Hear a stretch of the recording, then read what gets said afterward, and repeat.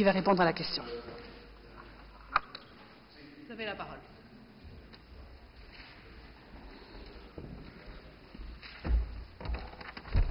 Merci Madame la Présidente. Et tout d'abord, Monsieur le Reinders ne pouvant pas être là, je vous prie de lui présenter mes plus sincères condoléances pour la perte de sa maman.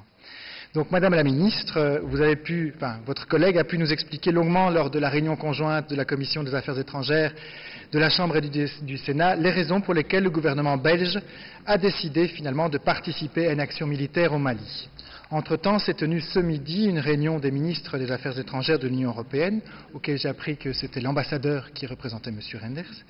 Celui-ci, le Conseil, donc, devait statuer sur le déploiement de la mission de formation, de restructuration et de conseil de l'Union européenne auprès de l'armée malienne. Parallèlement, Mme Ashton a déclaré hier qu'il était nécessaire d'avoir une approche holistique dans la zone, c'est-à-dire une approche qui inclut une composante humanitaire. Le CICR, la Croix-Rouge, estime en effet de 450 à 500 000 le nombre de personnes ayant fui dépendant de son assistance alimentaire dans la région. Ce conflit a des conséquences désastreuses dans tous les pays avoisinants, vu le nombre de déplacés. Catherine Ashton parle elle-même de 18 millions de personnes dans toute la zone qui peuvent être potentiellement touchées par une famine actuellement ou dans les mois qui viennent. Le Conseil des ministres de l'Union européenne a donc décidé d'allouer des budgets consacrés à la fois à l'action militaire, mais aussi à des actions civiles dans la zone. Pourriez-vous me détailler ces budgets européens et la proportion entre les moyens affectés à l'action militaire et ceux qui auraient été affectés à l'action humanitaire ou de reconstruction politique qui est bien nécessaire? Les résolutions du Conseil de sécurité de l'ONU sur lesquelles la France et ses alliés, dont la Belgique, s'appuient pour intervenir militairement dans la zone, à savoir la 2071 et la 2085, ne se contentent pas de la dimension militaire.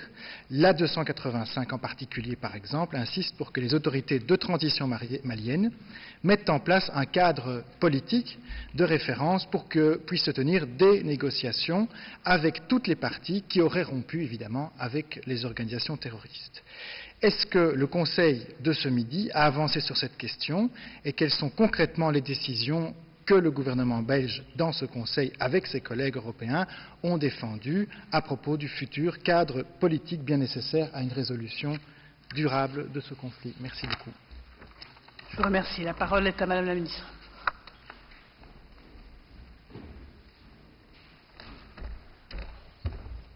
Madame la Présidente, Mesdames et Messieurs les sénateurs, donc le Conseil que vous faites allusion se termine aujourd'hui, mais aux environs de 15 heures. Donc si ça tombe, il se termine alors que je suis en train de vous répondre.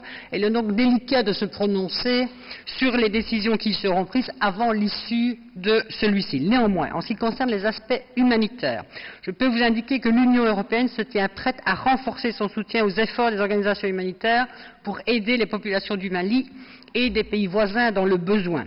Les modalités doivent encore être définies. Par ailleurs, les montants octroyés en matière d'aide humanitaire sont soumis à une évaluation permanente en fonction des besoins identifiés par les grandes agences. L'importance de la poursuite d'un processus politique de sortie de crise fait évidemment partie des préoccupations du Conseil. Des progrès politiques sont cruciaux pour assurer la stabilité du Mali sur le long terme et la mise en place d'une plateforme de concertation avec le Nord est évidemment un des éléments clés.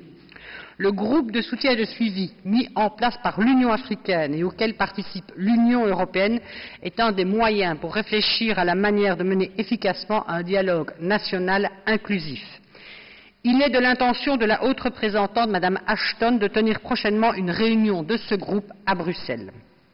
Le Conseil prévoit en outre de nommer rapidement un représentant spécial de l'Union européenne pour le Sahel, ce qui permettra également de mieux s'impliquer dans cette crise à dimension régionale et de poursuivre un travail de fond et de longue haleine. Je vous remercie.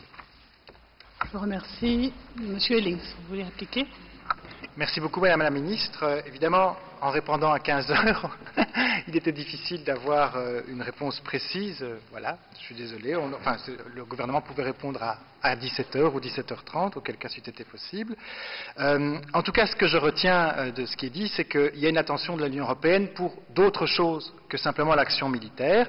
Donc maintenant, on attendra de voir le résultat du Conseil, de voir la proportion de ce qui est prévu pour l'action d'encadrement politique d'aide humanitaire par rapport à l'action nécessaire militaire en cours pour essayer d'éviter la progression de ces islamistes qui mettent à mal les populations locales, on parle de 450 000 personnes.